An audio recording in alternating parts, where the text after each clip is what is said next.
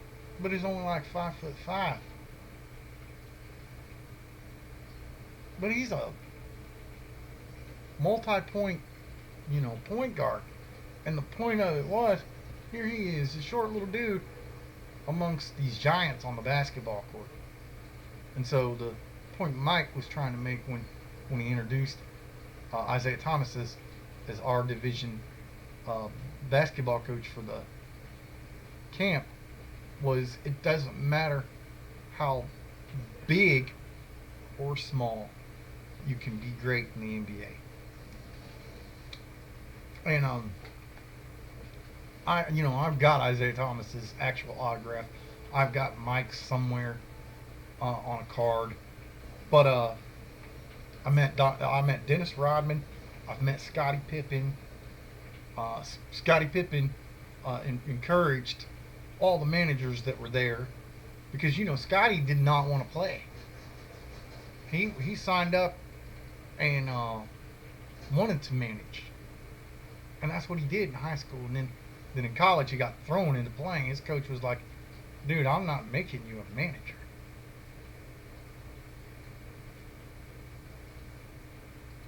You can play. He's like, yeah, but I'm not good enough to play at this level. And the coach said, "You ain't doing anything else for me, son. Put on a uniform, let's go." So, and like Scotty said, you can be great, and no matter what you do in basketball, because you're all important. The players, the managers, coaches, the staff.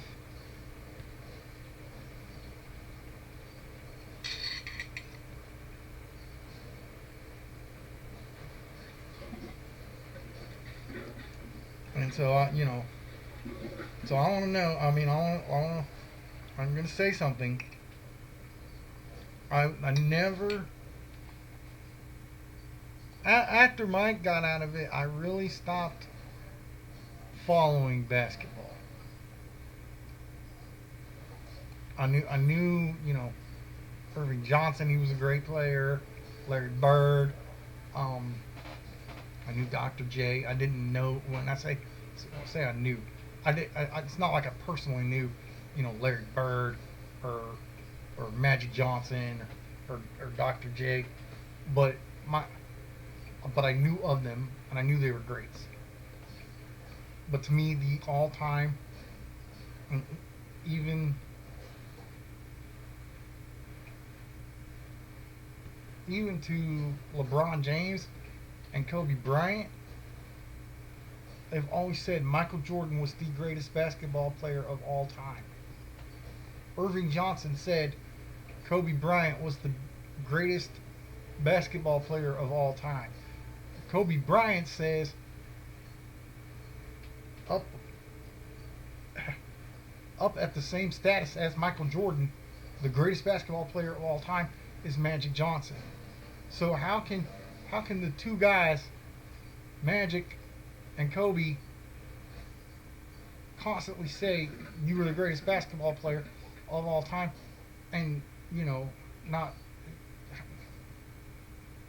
not laugh at it and be like, "Hey, you're just saying that." No, no, they sincerely meant it and had that much respect for each other. And with the passing of Kobe Bryant and that accident that happened on the 26th, I'm in utter shock. Like I said, I never really followed Kobe or his career because my time with the following the basketball, especially the Lakers, and my team being the Chicago Bulls, I never really followed it. Um, but it's sad because, like they've said constantly this week, in any memorial or today is a week ago. The accident happened on the 26th. So anything that I've seen memorial-wise, uh, dedicated to Kobe and his daughter that was with him, um, they said it right. Doesn't matter if you're a man or a woman. You're in men's basketball or women's basketball, or you know, high school basketball player, or even a college basketball player, you are family. Period. The world of basketball is a family.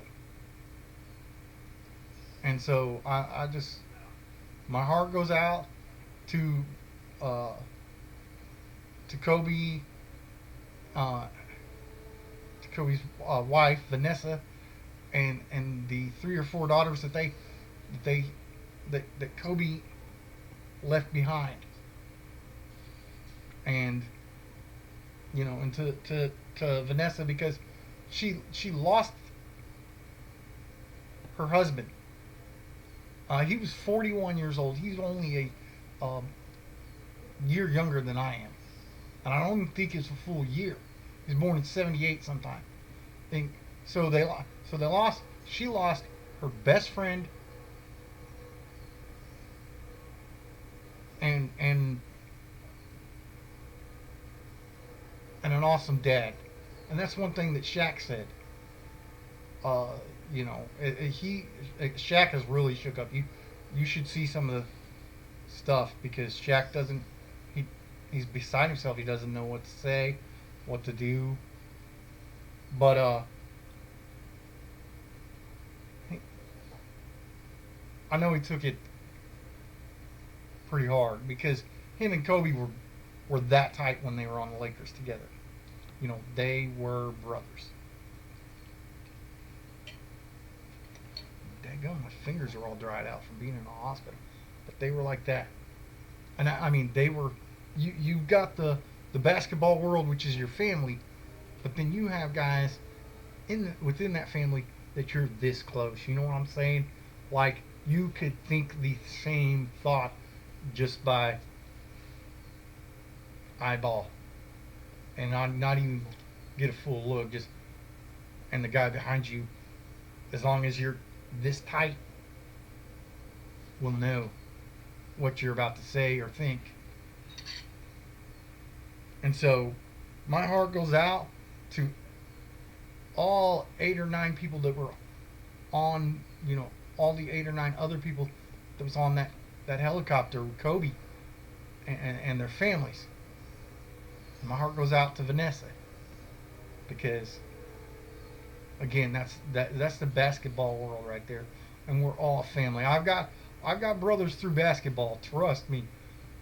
Eric Green, uh, Elton Jackson, Ben Hindenburg, uh, Derek Renard, Byron Owens, Brandon Biggs, um, Michael Phillips, um, William Taliaferro, hell, even Andy South. Um, yeah, but you didn't remember that, Andy. You did play, what, our freshman and sophomore year. Uh, we got we got all those guys.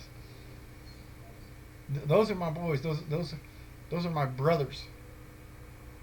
They got my back, and we don't look at each other like, yeah, that's my crazy white brother. That's my crazy black brother. We look at each other like, motherfucker, that's my brother. You come at us, you come at one of us, you come at all of us. My heart goes out again to the basketball world and the community, and all those people that were lost, and to Vanessa, uh, uh, Bryant. Look, I don't know you. I don't know Kobe. Like I said, I wasn't a big fan, but I am eternally grateful, and eternally grateful. I'm eternally, uh, yeah, eternally grateful. Well, actually, I am eternally grateful for some of the things that he's done here recently for the basketball world, both in the men's and women's division. But I am eternally in, uh, you know, it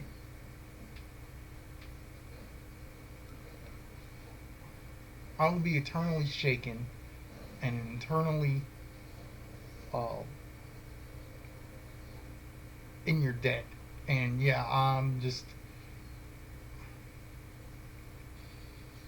a poor Southern white boy, but hey, if anything is ever needed,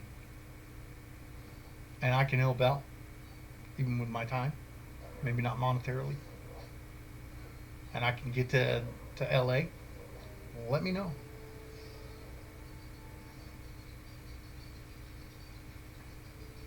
And Shaq, to you, buddy. Growing up when I did, you, Charles Barkley, um, Larry Bird, Isaiah Thomas, um,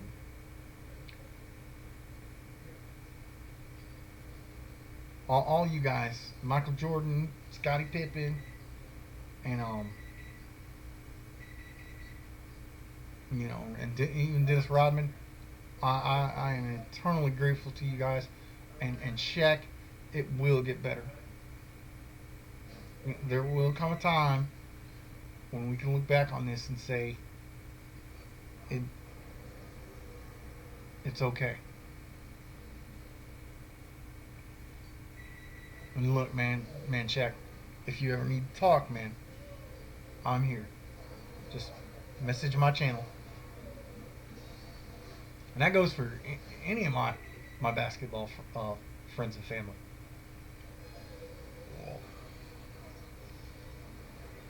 Like LeBron said, the basketball world is one community. So it wasn't just the Lakers. If you actually interpreted what he said, it wasn't just the Lakers and their fans that lost Kobe. It was the entire basketball world, and he will be remembered and not forgotten. Kobe Bryant is a legend.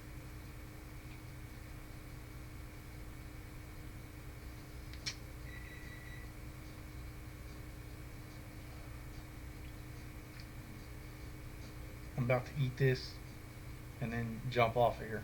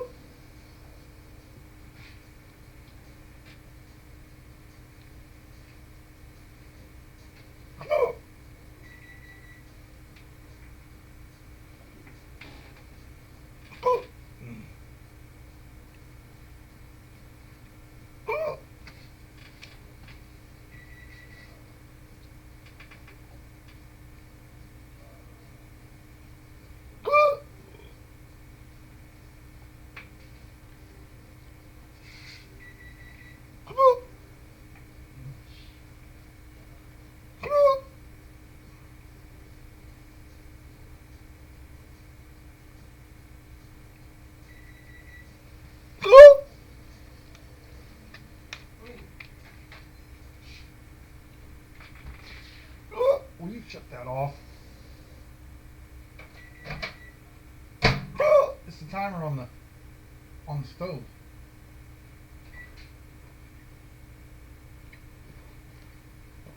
I like your shirt. I love my shirt.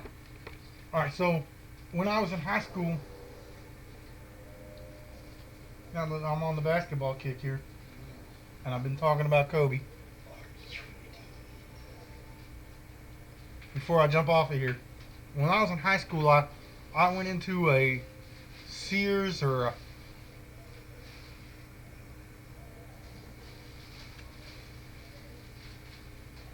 was either a Sears or a J.C. Penney's one there at the mall in Decatur, Illinois, and the Hickory Point in Forsyth, and I tried to buy Chicago Bulls number 23, and maybe even been what do they call those sports?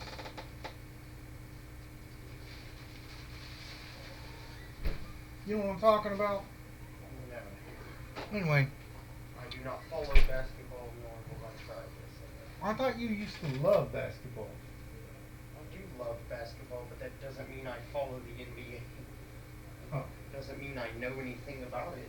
oh, okay. I just know how to play it. Yeah. Well, don't forget that spoon's there, so you can scoop that. You know, put as much of that gravy on there if you want it. And like I said, I put the knife in there. I will only be eating the bread and barbecue sauce. So you're not gonna eat the actual meat? It's the stupidest thing I think I've ever heard you ask. Of course I'm going to be eating the meat. I thought you said I'm only gonna be eating the bread and the barbecue sauce. I didn't say that. I said all I will be needing is the bread and barbecue sauce. Okay, so I misunderstood. You were dying again. I'm not dying. I can't pick up my bed. This is a person who can't breathe.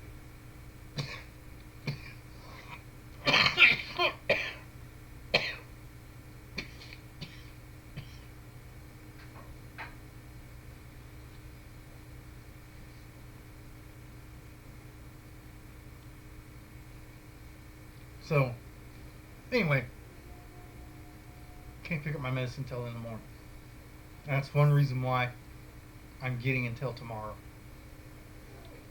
So I tried to buy. Damn. A Chicago Bulls number 23, and they sold out of them. So I got number 21, Fitzer. And these were on sale at either Hibbett Sports. This was either on sale at Hibbett Sports or a Sears or JCPenney, and they were like $5. All of their jerseys were. And they sold both Michael Jordan 45s and 23s. And if I wanted the 45s, they had a shitload of those, but that's not Michael Jordan's number. Actually, it was at one time. It was a generic ripoff of Michael Jordan. Even No, sir. His number originally was 45 at one point. Yes, but his original number was 23. And then he switched to 45, and then he switched Because back. he retired, and they retired his number.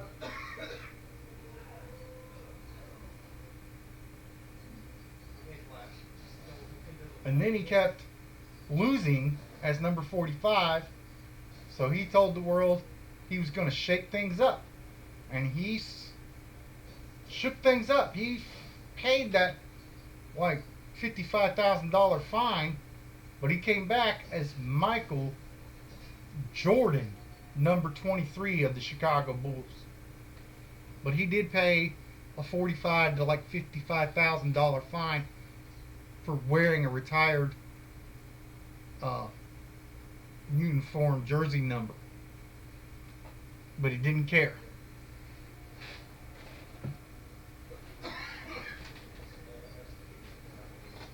And these were, like I said, they're on sale for $5. So I wanted one that was a Bulls. Like I said, I wanted Jordan, but I didn't want to pay $5 for number 45, Michael Jordan. When that to me is Michael Jordan, like he even said, is a ripoff of Michael Jordan. It's not the real thing. But I just happened to look over.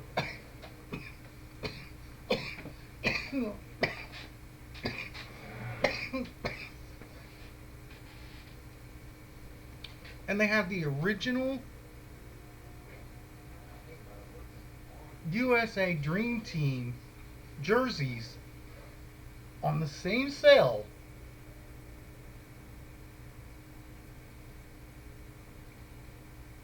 And I remember that Michael Jordan, there was a lot of controversy. Michael Jordan had gotten, you know, specific contract with Nike. And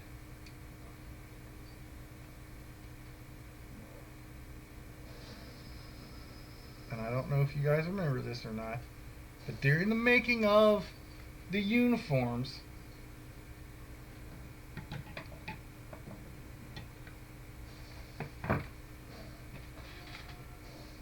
instead of going with Champion, who was making the jerseys for the NBA, Team USA goes Reebok. Oh, hell no, Michael Jordan. Hold on. He's under contract with Nike. He cannot wear anything that says Reebok on it. I don't know if you remember that or not. That was the original USA Dream Team.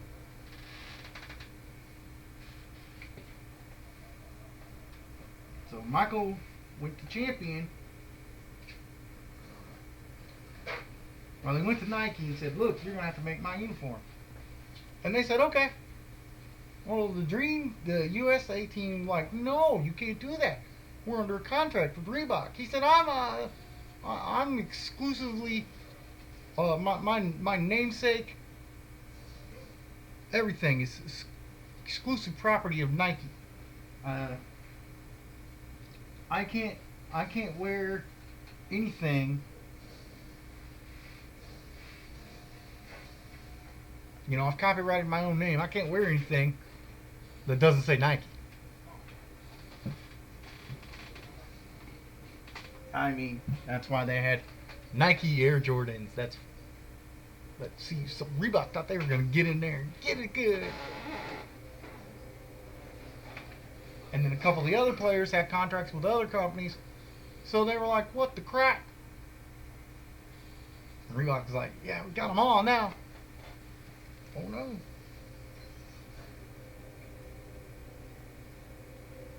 But this right here, I couldn't find the Jordan because, again,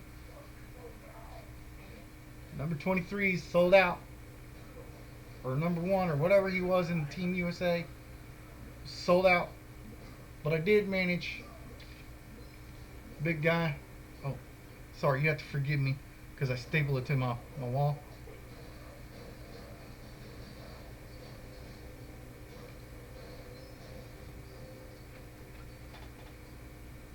And keep my kids. But I got number 13 O'Neal, and I think at the time Shaquille O'Neal was the only one under contract with Reebok, licensed to wear their merchandise. But Champion had to go in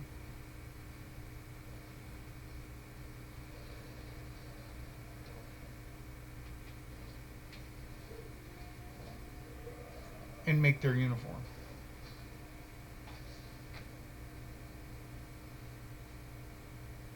And I think Champion has made the uniform ever since.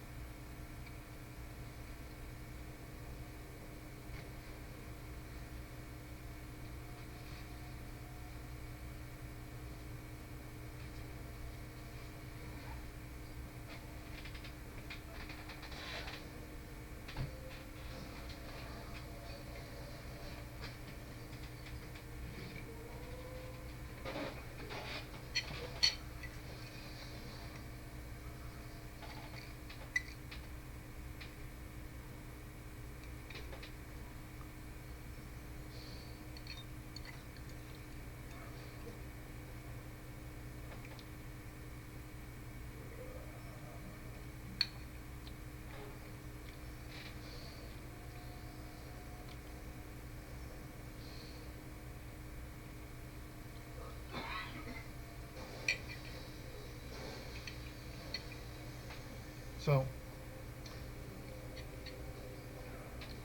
that being said, I'm gonna get off of here. Ugh. Damn.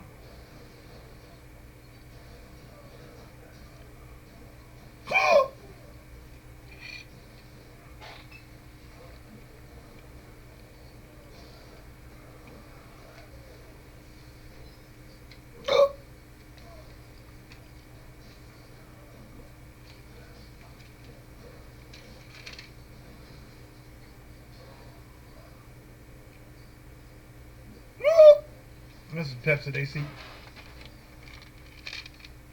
just ready to meet Daffy Duck. Oh!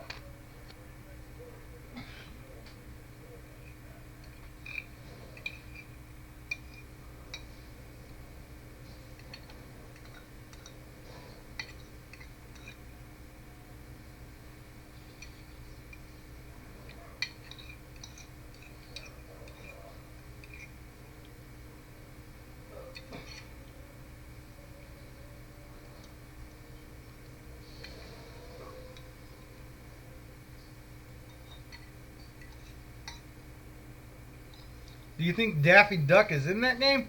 I know Daffy Duck is in that game. Oh, okay. I didn't know. I knew he was a Green Lantern at one time, but I do not make assumptions of things I do not know.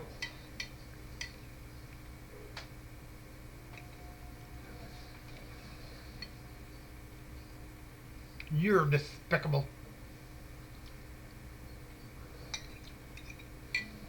Have a good night, guys. If I Peace. make a statement, I make sure that I know about it. I said that's cool, man. Have a great night, guys. Peace out. See y'all on the flipping side.